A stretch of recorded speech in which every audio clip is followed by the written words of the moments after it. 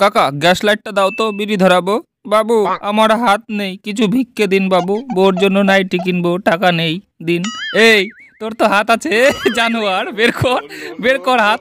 আমাকে বোকা বানাচ্ছিস নাকি? এই তুই তো বিশাল পাজি রে। কি গরম পড়েছে রে বাবা, কি ব্যাপার? এই দেখো তোমার জন্য গুদিয়ে গরম গরম পিঠে বানিয়েছি। কই দেখি তো একটু খেয়ে। ও মাই গড, কি হলো, ভালো হয়নি খেতে? খুব ভালো হয়েছে। তোমার গুয়ের পিঠে এরকম পিঠে কেউ বানাতে পারবে না। হ্যাঁ, লজ্জা দিও না। সত্যি বলছি, খুব স্বাদ হয়েছে। এত সুন্দর গুয়ের পিঠে আমি কোনোদিনও খাইনি। কি গো, এটা কি তোমার গুয়ের পিঠে? আচ্ছা।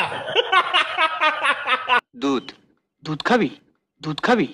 হ্যাঁ রে, ওই ভজনের মেয়ের হাতে 1 গ্লাস গরম দুধ খাবো, তাহলে আমার শরীরটা চাঙ্গা হয়ে যাবে।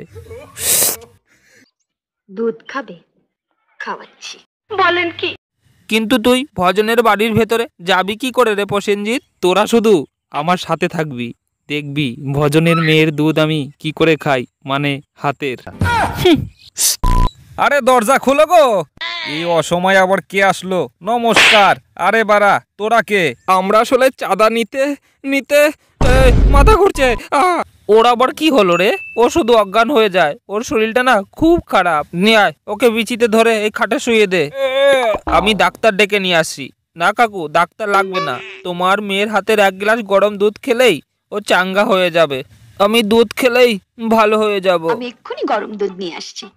আহারে, এই তো গরম দুধ চলে এসেছে, নাও খাও খাও, উঠো।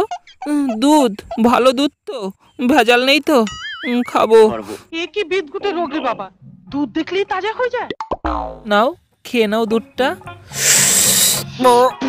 ভীষণ কড়া দুধ। আমার মেয়ের দুধে কোনো ভেজাল নেই বাবা, খাও, মন ভরে খাও।